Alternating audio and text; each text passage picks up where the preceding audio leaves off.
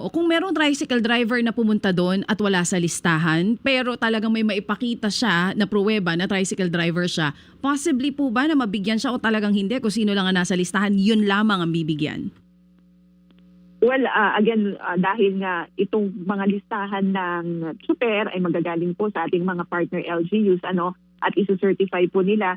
Sabi ko nga, yun po ang magiging basehan ng DSWD sa pag-prepare ng aming pong payroll. Kaya mahalaga po na yung pong na isusumite ay talagang naipabilang na lahat ng mga super doon sa kanila pong lugar. So sa madaling salita, ASEC, pag may biglang pumunta doon, wala siya sa listahan, pasensyahan, talagang hindi mabibigyan ng 5,000. But that's the reason why we have help desk, yung pong mga grievance desk natin, so that ma-address naman po yung kanyang concern. Kasi ayaw naman natin, DJ Chacha, na may magtungo, may magreklamo, na at uuwi na walang resolution doon sa kanya pong grievance.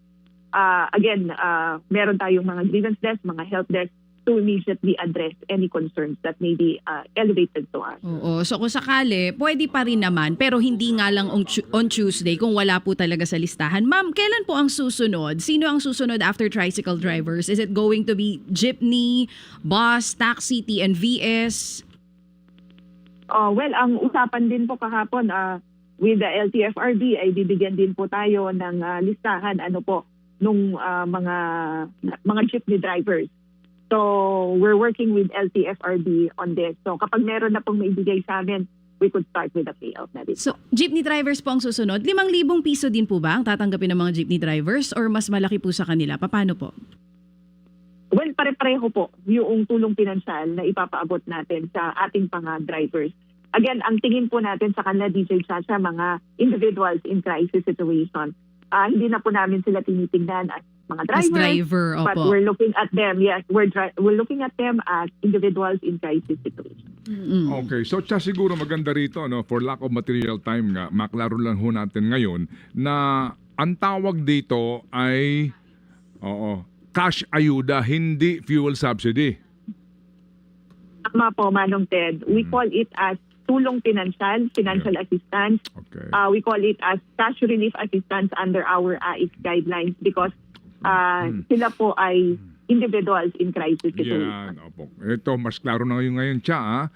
Oo, kasi nga po, ang sinasabi ng DOTR, LTFRB, tulong para sa mga tricycle drivers, sa mga delivery riders, sa mga TNVS, sa mga taxi drivers ay pondo fuel subsidy hango sa 2025 budget na halos 3 bilyong piso.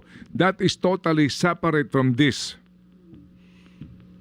Well, I'll have to defer to the agencies concerned who are more competent to explain that. But on the part of the DSWD, Manong Ted, we're helping the drivers because Yes, ma'am. Opo. we consider them as in crisis situation and Yes, we have ma'am. separate funding for AIC program. Kaya nga po, that is so clear already, Opo, tinutulungan nyo nga because these are Filipinos in crisis. Wala akong question doon. So ang aking sinasabi ngayon, yung fuel subsidy kasi, yun talaga fuel subsidy, in place na dyan yung mechanics, sa mga drivers po ng jeepney, sila may mga card na.